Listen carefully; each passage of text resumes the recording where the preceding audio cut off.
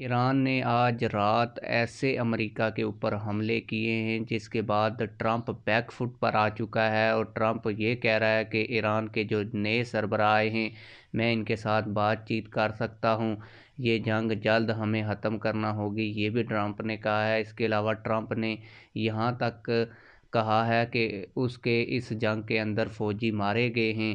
اس حوالے سے ایران کے میڈیا اور ایرانی جو پاسداران انقلاب ہیں وہ کیا انکشاف کر رہے ہیں، جبکہ امریکہ کا صدر ٹرمپ کیا کہہ رہا ہے کہ اس جنگ میں ان کو کتنا نقصان ہوا ہے، اور رات کو جو خصوصاً ایران نے اسرائیل پر حملے کیے ہیں، امریکہ کے اڈوں پر حملے کیے ہیں، اور امریکہ کا جو بحری بیڑا ہے اس کے اوپر جو حملے کیے ہیں، اس حوالے سے بڑی تفصیل آج کی اس ویڈیو میں آپ لوگوں کو دینے جا رہا ہوں، اس لیے ویڈیو کو شروع سے لے کر آخر تک لازمی دیکھیں۔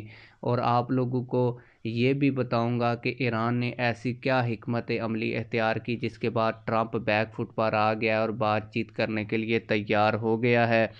کئی لوگوں کو ایران کے مسلم ممالک میں موجود اہم اڈوں پر حملے سمجھ نہیں آ رہے، کوئی اسے ایران کی غلطی کہہ رہا ہے، کوئی سپریم لیڈر کی شہادت کی وجہ سے بوکھلاہٹ سے تعبیر کر رہا ہے۔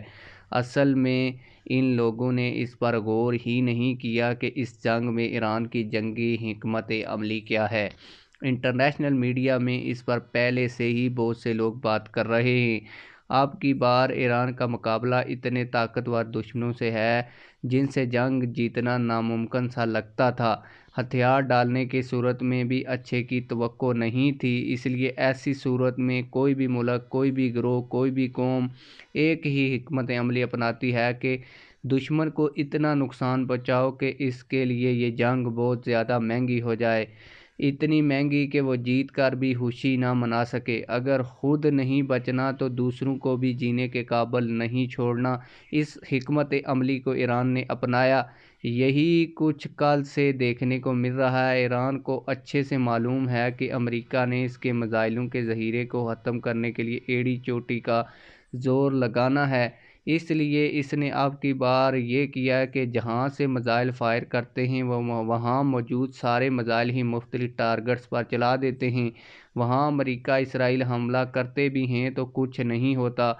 دوسری طرف ایران کو اچھے سے معلوم ہے کہ امریکہ اور اسرائیل کا زیادہ انحصار فضائی دفاعی حفاظتی نظام پر ہے۔ اس نظام کی کمزوری یہ ہے کہ یہ ایک خاص حد تک ہی اس کے میزائل بنائے جا سکتے ہیں۔ ایران زیادہ پوائنٹس پر حملہ اس لیے کر رہا ہے کیونکہ اس طرح امریکہ کو ہر جگہ ان میزائلوں کا ذخیرہ رکھنا بہت مشکل ہو جاتا ہے۔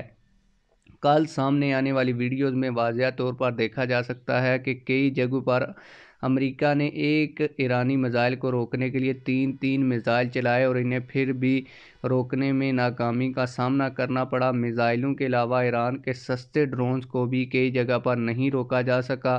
امریکہ اور اسرائیل کے فضائی دفاعی نظام کے غبارے سے تو ابھی سے ہی ہوا نکل چکی ہے، حالانکہ ابھی تک ایران نے ایک بھی سپر سونک میزائل نہیں چلایا۔ جو لوگ سمجھ رہے ہیں کہ ایران نے عرب سرزمین پر موجود امریکی اڈوں پر حملہ کر کے غلطی کی ہے تو یہ ان کی بھول ہے۔ عرب ممالک امریکہ سے دوری چاہ رہے ہیں اور یہ بہانہ ان کے لیے بہت اچھا ثابت ہوگا۔ انہیں ایران پہلے ہی اعتماد میں لے چکا ہے۔ یو اے ای کے علاوہ باقی کسی کو اس پر کوئی خاص اعتراض نہیں۔ ہاں، یہ یقین دہانی ایران کو کروانی ہوگی کہ حملے بس امریکی بیسز پر ہوں گے۔ ان حملوں پر وہاں کی عوام کی خوشیاں منانے کی ویڈیوز بھی آ رہی ہیں۔ ایک اور بات جس پر بہت کم لوگ بات کر رہے ہیں وہ یہ کہ ایران کو تو معلوم ہے کہ یہ اس کی بقا کی جنگ ہے اور شاید آخری جنگ ہو، لیکن وہیں یہ بات بھی یاد رکھنے والی ہے کہ بطور سپر پاور امریکہ کی بھی یہ آخری جنگ ہوگی۔ کسی بھی سپر پاور کی اصل طاقت اس کا رعب اور دبدبہ ہوتا ہے کہ کوئی اس کے مقابلے پر آنے کی جرأت ہی نہ کرے۔ اب کی بار ایران نہ صرف مقابلے پر آیا ہے بلکہ امریکہ کو ہر جگہ اچھا خاصا نقصان بھی پہنچا رہا ہے۔ اب ملٹی پاپولر دنیا میں امریکہ مزید کمزور ہو رہا ہے۔ اس جنگ کے بعد عرب ممالک بھی امریکہ کیمپ سے واضح طور پر نکلتے دکھائی دیں گے، کیونکہ جو امریکی اڈے انہیں تحفظ دینے کے لیے قائم کیے گئے تھے وہیں ان کے لیے خطرہ بن گئے ہیں۔ یہ تاثر اب عام ہو گیا ہے۔ جو امریکہ اپنے اڈوں کی حفاظت نہیں کر سکتا وہ ہماری کیا حق کرے گا۔ عرب ممالک میں موجود دوست احباب وہاں کی صورتحال سے بخوبی آگاہ ہیں اور کومنٹس میں ہمیں آگاہ بھی کر سکتے ہیں۔ آپ لوگوں کو بتاتا چلوں کہ اس ساری حکمت عملی کے بعد ٹرمپ بیک فٹ پر آ گیا اور اس نے کہا کہ جو ایران کے نئے سربراہ ہیں میں ان سے بات چیت کر سکتا ہوں۔ اور پہلے ٹرمپ کہہ رہا تھا کہ یہ جو جنگ ہے یہ سالوں سال چلے گی، لیکن اب ٹرمپ کہہ رہا ہے کہ یہ جنگ 2-3 ہفتوں کے بعد جو ہے وہ ختم ہو جائے گی۔ اس کے علاوہ ایران نے یہ دعویٰ کیا ہے کہ تقریباً امریکہ کے 550 سے زائد فوجی جو ہیں وہ مارے جا چکے ہیں۔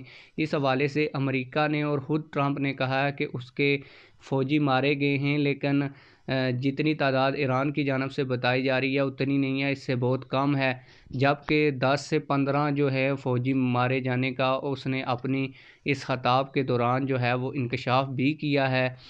آپ لوگ اس حوالے سے کیا کہتے ہیں کمنٹ سیکشن میں ہمیں اپنی رائے سے ضرور آگاہ کیجیے گا۔ ملتے ہیں کسی اور ویڈیو میں۔ اللہ حافظ۔